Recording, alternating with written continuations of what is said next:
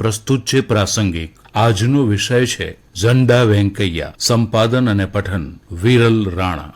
દેશના દરેક ઘર મકાન પર 13 થી 15 ઓગસ્ટ દરમિયાન તિરંગો લહેરાવવામાં આવશે. ત્યારે પોતાના ઘર પર તિરંગો લહેરાવવા ઉત્સુક દરેક વ્યક્તિએ આજે એક વિશિષ્ટ રાષ્ટ્રપ્રેમીને અચૂક યાદ કરવા પડે. એ વ્યક્તિ એટલે પિંગલી વેંકૈયા. આ નામ અજાણ્યું લાગશે, પરંતુ તિરંગાની વાત થતી હોય ત્યારે તેમને અચૂક યાદ કરવા જ પડે, કારણ કે આપણા રાષ્ટ્રીય ધ્વજ તિરંગાના તેઓ મૂળ સર્જક છે.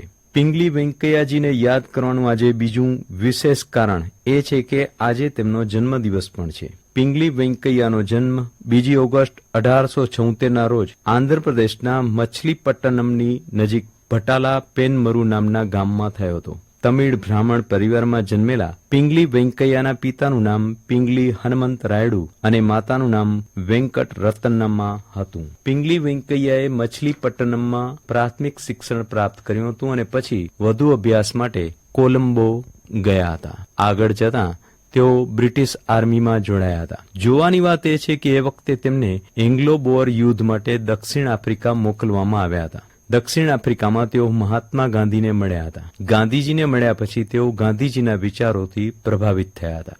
ભારત આવીને તેમણે રેલવેમાં નોકરી કરી હતી. નાનકડા જાપાને યુદ્ધમાં જ્યારે ચીનને હરાવ્યું ત્યારે તેઓ જાપાનથી એટલા પ્રભાવિત થયેલા કે તેમણે જાપાનીઝ શીખવાનું નક્કી કર્યું. લાહોરની એંગ્લો વેદિક કોલેજમાં ઉર્દુ અને જાપાનીઝના અભ્યાસ માટે જોડાયા. લાહોરમાં તેઓ આઝાદી આંદોલન સાથે સઘનપણે સંકળાયેલા. 1906માં કોલકાતા ખાતે કોંગ્રેસનું રાષ્ટ્રીય અધિવેશન મળ્યું હતું, જેની અધ્યક્ષતા દાદાભાઈ નવરોજીએ કરી હતી. દાદાભાઈએ પોતાના વક્તવ્યમાં વેંકૈયાની સક્રિયતાની નોંધ લીધેલી. એ દિવસથી તેમણે ભારતીય ધ્વજ તૈયાર કરવાનું મનોમન નક્કી કરી લીધું અને ભારતીય ધ્વજની ડિઝાઇન તૈયાર કરવામાં વ્યસ્ત થઈ ગયા. 1916માં તેમણે અ નેશનલ ફ્લેગ ફોર ઇન્ડિયા નામનું પુસ્તક પ્રકાશિત કર્યું હતું, જેમાં તેમણે રાષ્ટ્રીય ધ્વજ માટે 30 નમૂના તૈયાર કરીને રજૂ કર્યા હતા. તેમના આ પુસ્તકની નોંધ મહાત્મા ગાંધીએ પોતાના અખબારના તંત્રીલેખમાં પણ કરી હતી.